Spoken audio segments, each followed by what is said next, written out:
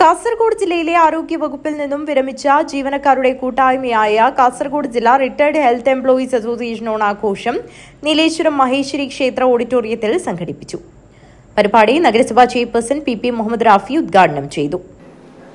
ഓണാഘോഷ പരിപാടികൾ 2026 ഒന്നിച്ചോളം എന്ന പേരിൽ സംഘടിപ്പിക്കുകയാണ്.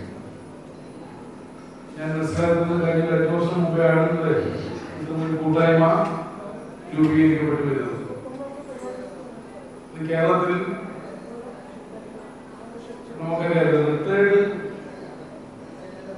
ജനസംഖ്യ കൂടി വരികയാണ്. റിട്ടയർഡ് ജനസംഖ്യ എന്ന് പറഞ്ഞാൽ കേവലമായിട്ട് സർക്കാർ ജോലിയിൽ നിന്ന് റിട്ടയർ ചെയ്തവർ മാത്രമല്ല, 60 വയസ്സ് കഴിഞ്ഞവരുടെ എണ്ണം കേരളീയ സമൂഹത്തിൽ കൂടിക്കൂടി വരികയാണ്. എന്തുകൊണ്ടെന്നാൽ കേരളം ആർജിച്ചെടുത്ത ആരോഗ്യ രംഗത്ത് നേടിയെടുത്ത വലിയ നേട്ടങ്ങളുണ്ട്. ഇപ്പൊ നമ്മുടെ പുതിയ സെൻസസ് കണക്കുകൾ പുറത്തു വരാനിരിക്കുന്നതേ ഉള്ളൂ. അതിന്റെ നടപടികൾ സർക്കാർ ആരംഭിച്ചു. 2021 നടത്തേണ്ട സെൻസസ് ആണ് 2026-27 എത്തിയിരിക്കുന്നത്.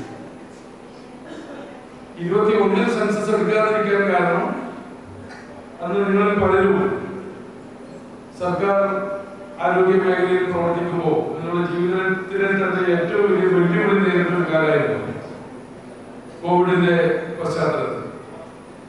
അപ്പൊ അന്ന് നടക്കേണ്ട സെൻസസ് കോവിഡ് ആയതുകൊണ്ട് മാറ്റിവെക്കപ്പെടുകയും ഇപ്പോൾ നടക്കുകയും ചെയ്യുകയാണ്. ഞാൻ പറഞ്ഞ വിഷയമുള്ളത്. അസോസിയേഷൻ പ്രസിഡന്റ് കെ അമ്പാടി അധ്യക്ഷത വഹിച്ചു. സെക്രട്ടറി പി ഗിരീഷ് കുമാർ സ്വാഗതവും KV ഗംഗാധരൻ നന്ദിയും പറഞ്ഞു. ചടങ്ങിൽ വിവിധ മേഖലകളിൽ കഴിവ് തെളിയിച്ചവരെ അനുമോദിക്കുകയും 80 വയസ്സ് കഴിഞ്ഞ അംഗങ്ങളെ ആദരിക്കുകയും ചെയ്തു. Jolly Joseph, Rajan Kanathur, Padmini Kalathera, P Ashokan, K Renuka, PP Jamuna, M Kunhikrishnan, Kunhikannan, Keshavan Namboothiri, TV Pushpalatha, KT Banu എന്നിവർ സംസാരിച്ചു. വിവിധ കലാകായിക പരിപാടികൾ അരങ്ങേറി. സംഘടനയുടെ വകയായി പാലിയേറ്റീവ് രോഗികൾക്ക് ഓണക്കിറ്റ് വിതരണം ചെയ്തു. News bureau, Kanhangad.